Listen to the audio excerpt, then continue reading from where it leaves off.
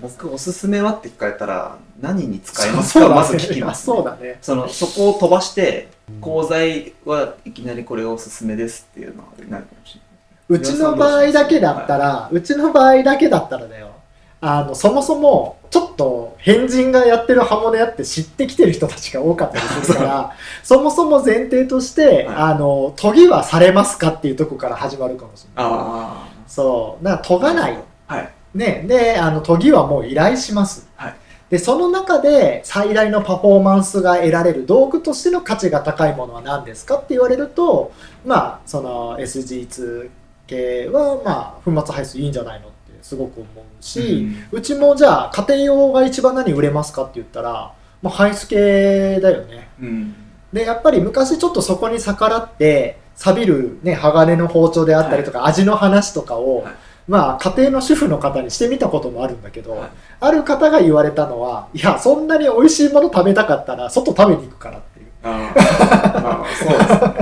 私は家庭の主婦ですと。とにかく、私が楽したいのっていうような、まあ、ニュアンスのことをたくさん言っていただいて、で、まず錆びちゃダメ。もう長く切れ味が続かないとダメ。っていう、なんかそういうね、やっぱり分かりやすい、そうだよねっていう。やっぱり道具として何が優先されるべきかって言った時に、一般家庭においてやっぱり利便性だよねっていう。でも道具としてのパフォーマンスとしてはやっぱり切れてほしい。だからいい包丁が欲しい。でもそれがすぐ切れ味が落ちるよりはやっぱり長い方がいい。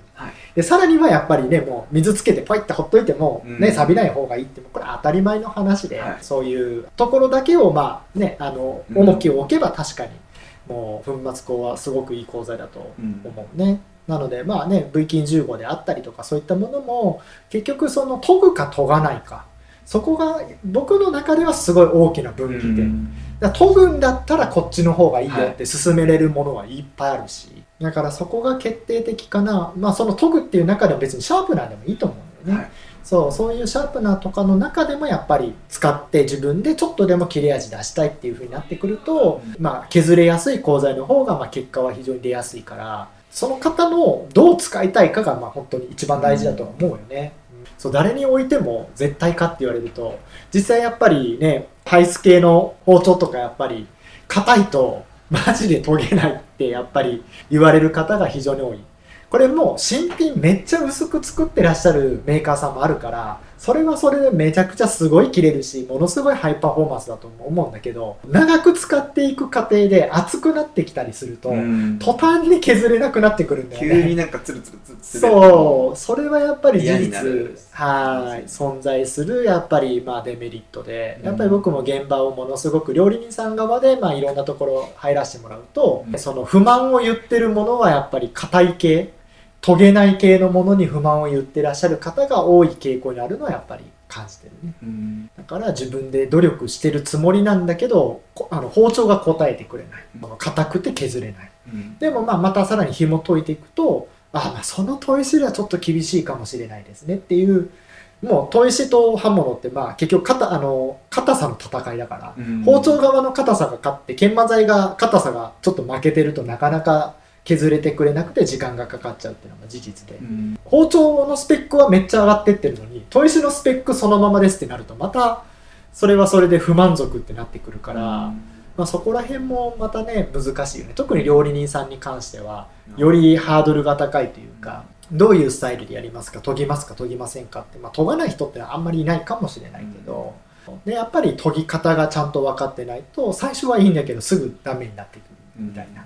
まあ紐解いていくとね、厚みを取れてない、肉抜きできてないよねみたいになってくると、どんどんもういいですみたいなもう切れない状態どれだけうまく使うかっていう風になっていっちゃってるっていうのはすごいよく見るよねっていう感じかな。もう以前の歴史のお話で、結局その昔は砥石ベースでそれで削れる硬さのもので作ってたのがちょっと逆転してるみたいなのがまさに結構起きてますね。だからこう硬いのがすごくいいみたいので買われたお客さんで、結構もう研げないってお店に来られる方も実際結構多くて、い